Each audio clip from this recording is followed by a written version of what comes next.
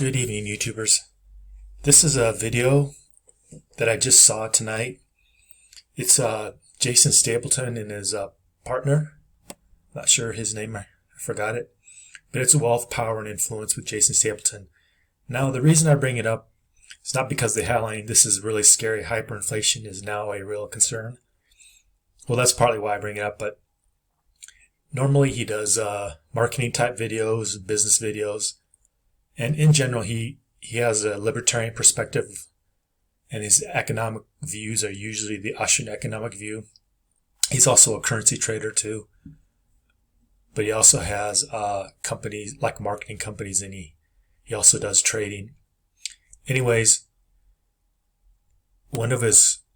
he's talking basically about how hyperinflation is a possibility.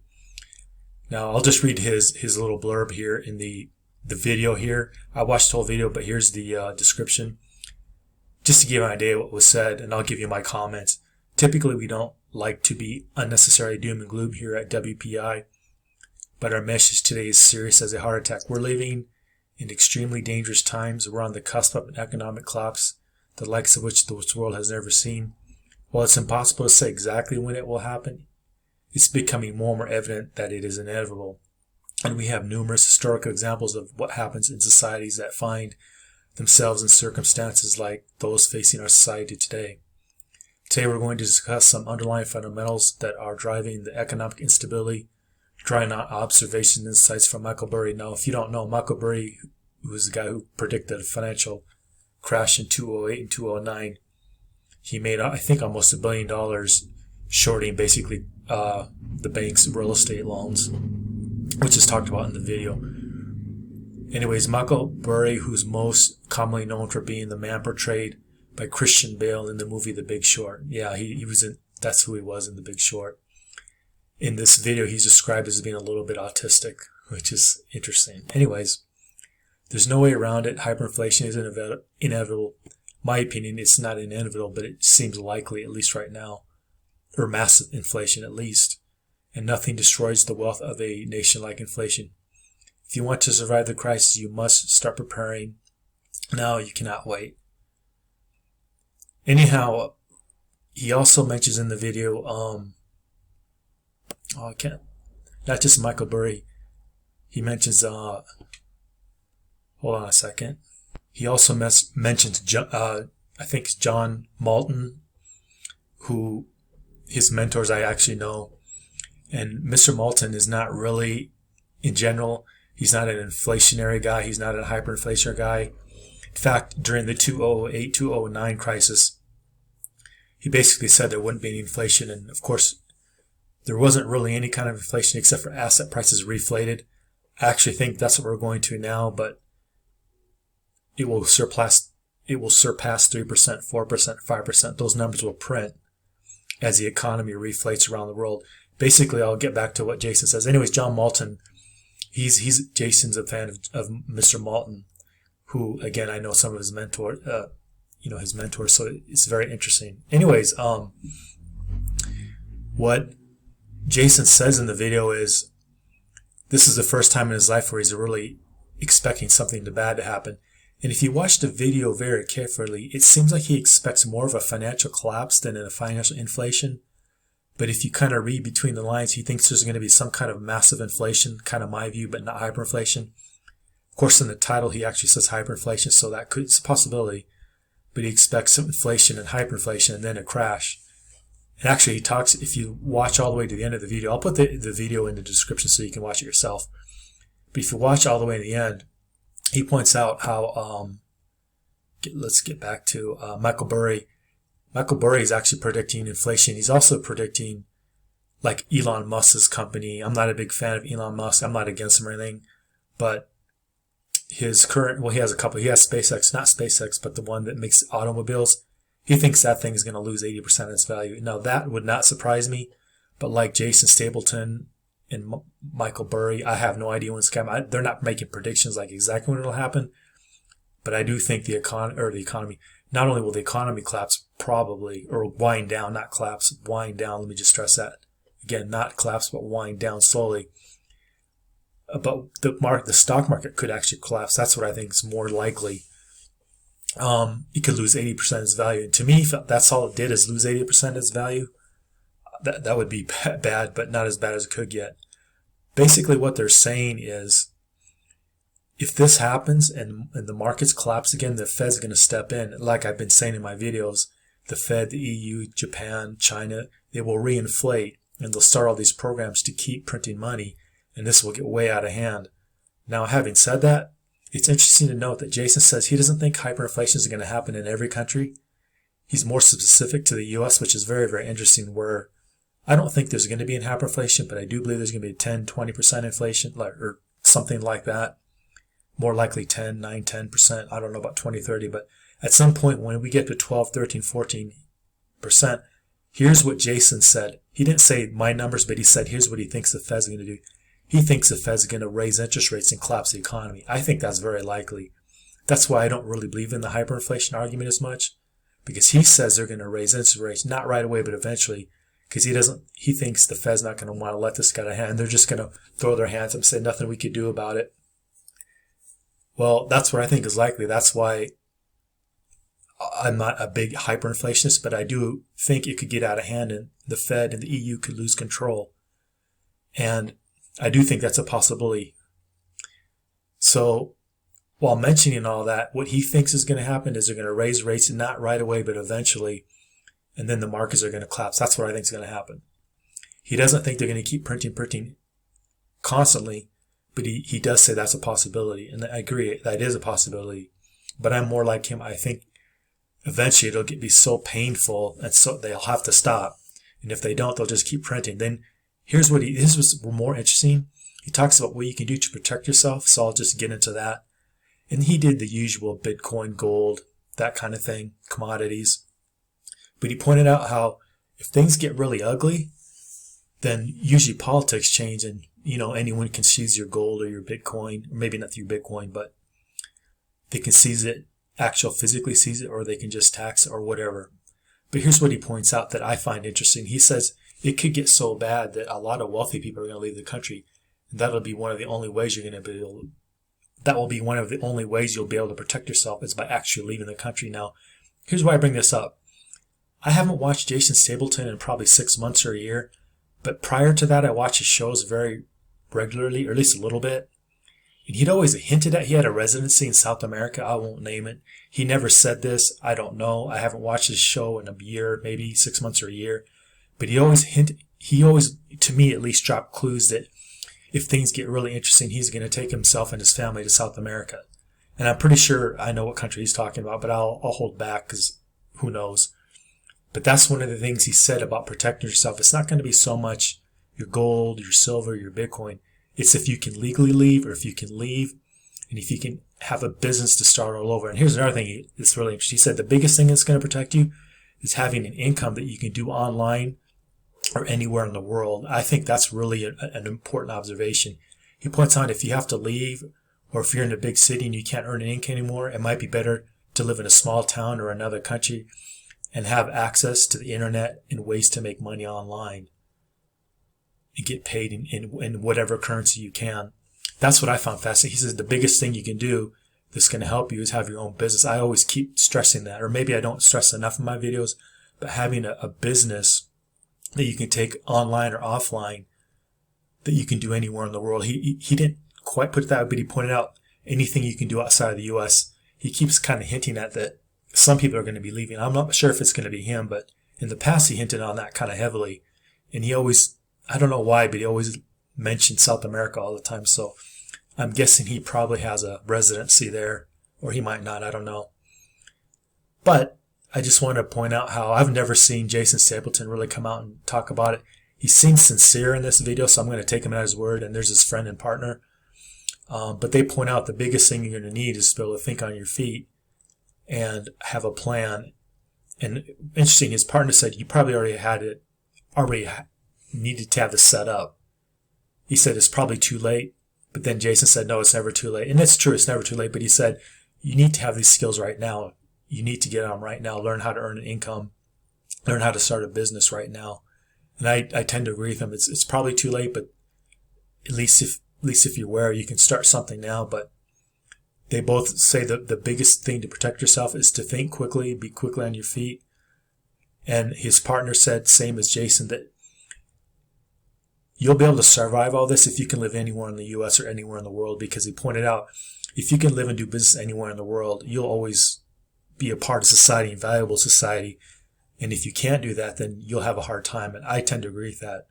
So to protect yourself from all this stuff, they're just pointing out, yeah, have some gold or silver, some Bitcoin. And Jason isn't quite as enthusiastic about Bitcoin, which is fine. I'm not really either. I just own a little bit.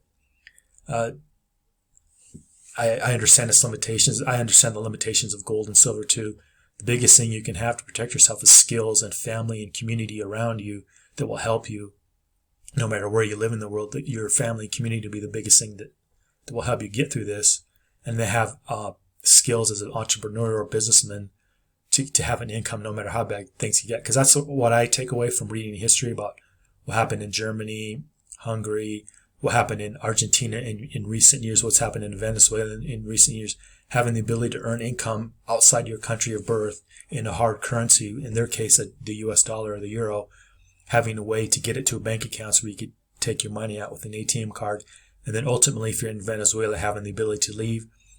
If you're in Argentina, you've always been able to get a passport and leave if you wanted to. But from the recent inflations of those countries, what I've learned, the big takeaway is can you earn money online? And then can you get enough Bitcoin or hard currency to actually leave? I say that because studying the situation in Venezuela, I've known some people who've left Venezuela, and the first thing that happens is kind of like immigrants from Central America going to the United States. They get robbed of everything on them. So if you have a large amount of cash, you usually get robbed. The nice thing with Bitcoin, it may not be perfect, but you can put it on basically a thumb drive. I don't mean a cheap ass thumb drive. I mean a regular, hard wallet. You can put it on a thumb drive. Most people don't even know what that is. You can hide it and you can walk across the border, and then you can take that thumb drive, put it in, buy a computer or use a computer if you still have one, and get some of your wealth back, and then get a place to rent and buy some food and set up with a laptop and start earning income again if you can earn your income online. That's one of the biggest takeaways I've learned from Venezuela is when I was, just studying the situation and then being in Peru for a little while, you come across Venezuelans quite frequently. And also too, I actually know some probably more people from Argentina. So what they do is earn money online and then get paid in dollars or euros. And then they get I think it's the free market rate. It's called the blue rate as opposed to the government rate. So they do okay too. So even then, if you only earn $300 or $400 in Argentina, that can be enough to get way more than enough to get by if you get not the official government rate, but the free market rate. And if you have family and friends around you and to help, get you, the best deals and things locally. But also too, keep in mind, some people I know, they actually make way more than $300 or $400, but just the ability to earn online really helped them out. And they didn't literally have to leave. Some of them have, but they didn't have to. One, I know he left and he went to Europe, and then eventually he ended up in the United States, if I remember right. I think he's in one of the southern states, if I remember right. Anyways, just wanted to make a quick video that the people that you would least likely to think are starting to worry about inflation are starting to make videos about it. So maybe this is a clue that we're in the early innings of it. They even say in the videos we could be 2 years out before any kind of really bad inflation, which I think is a possibility. Or it could happen tomorrow. You never really know. I tend to think there's going to be another market crash. And then what's going to happen is the Fed's going to intervene in the market. They're going to push interest rates down negative. And then we're off to the races. And this is probably the kind of the early innings of a really big crisis. And then when the crisis gets to be too big to handle, the government or the Fed's going to step in and raise interest rates. Basically what Jason was saying, and tell people their pensions are worthless. I think that's basically what's going to happen. Most people don't want to hear it, but most people's pensions are going to be worthless. I have a pension, a fully vested pension, and like I said in previous videos, I get letters from the pension telling me first it was okay, then it went down, it's kind of unfunded, and now it's at the point where they're saying it's already unfunded, but maybe you'll get 80% of the promised pension. I don't know. For me, I'm too young because I can't access it till I'm 65. So I can't really do anything about it anyways. But they're talking about basically to the pensioners, you're going to get 60, 70, 80% of the dollar. And if you don't like that, maybe we'll set up a deal where you can send more money in every year, even though you're already vested, to try to recoup the losses. But I don't think people are going to do that. So I don't think that's ultimately going to happen. But I don't know. Everyone has different pensions, so that's just what I'm in. And then, of course, in the Social Security pension, that's really going to be, I don't want to say too much, but I think there's going to be a lot of disappointed people when they raise the retirement age to 78 or 80 or something like that. That's what I think ultimately is going to happen. Anyways, I don't really have much more to say except for their solutions to all this is to have skills. And their big takeaway is gold and silver is just, it's a limited thing that's going to help you. But it's okay to have some and no problems there. But your skills as an entrepreneur and businessman are going to help you out way more than your gold or silver, and also to always be developing new skills and monetizing them and building up trust in whatever communities you live in, anywhere in the world. And then one of their biggest takeaways, if you're in the U.S., you might actually have to leave. They were kind of jumping around. I could tell Jason didn't want to talk about it. In videos, like at least a year ago, he was talking about this. I haven't watched recent videos. To me, it seems like he's hinted at that he already has a kind of a plan B in South America, but that's about all I can surmise from the video. But anyways, I'll post this video. I'll leave their video in the description so you can check it out and see what you think. And again, I want to stress, these are usually people who poo-poo the hyperinflation argument. They're now starting to say it's time to get ready for something like that and then a market crash. Because ultimately, I think there's going to be a big deflation at the end of this. And it appears to me, Jason really thinks there's going to be a big deflation. I think he's being kind of polite by saying markets are only crashed by 80%. I think it's going to be much higher than that. But what he did say in the video is he thinks it's going to be way, way worse than 2008, 2009. And he doesn't think the economy is going to recover as much. And I tend to agree with that. And if you do have that view, and if you have the view that there's going to be even mass inflation, then you will want to, if you're in a big country like the USA or Europe, you will want to be in small town communities. If you're not willing to leave those cities and go to small town communities, you're going to have a tough time. If you're willing to leave the country, then you need to be in a country where the division of labor is different than a first world country. You know, something like Central or South America or parts of Southeast Asia. But again, if you're going to stick it out there, you'll want to be in a smaller community where the division of labor is not like the big cities. Those big cities are really going to be a basket case because they're going to raise taxes like crazy. There's going to be no one to pay these taxes, and there's just going to be a lot of probably unrest. That's another big takeaway, they think. They think this is going to lead to a lot of blame, like what happened in Nazi Germany. Now, they're not saying that's going to happen in the U.S., like there's going to be a Nazi Germany, but they're suggesting that someone's going to take the blame, some group of people, someone's going to be stigmatized, and if that's you, you might want to leave the country. They're pointing out how the powers that be already now are starting to stigmatize certain groups of people in the U.S., and how that's probably going to play out, and how it could get really ugly politically as we go forward. If there's another crash and then another big bailout, and then that leads to what I think is going to be mass inflation, and then a deflation in the sense that the Fed's going to raise rates, just not right away. They're not going to do it until they have to, and then they're going to say, sorry, no more pensions, no more government benefits anymore. And I don't know what that will lead to, but it could lead to some kind of revolution. I don't think it's going to be necessarily a violent revolution. I think the country of the United States, and even China for that matter, and Russia, are going to fragment. That's my view. They're going to decentralize and fragment. I think this is from Martin Gurry. I've talked about Martin Gurry before. I believe Martin Gurry is right. From first world countries to developing world, all these countries are fragmenting. They're losing legitimacy, and they can't enforce the rule of law anymore. And it's going to be really, really interesting how it all plays out. Anyways, that's me. That's the video for tonight. Like, share, subscribe, and leave a comment. Thank you.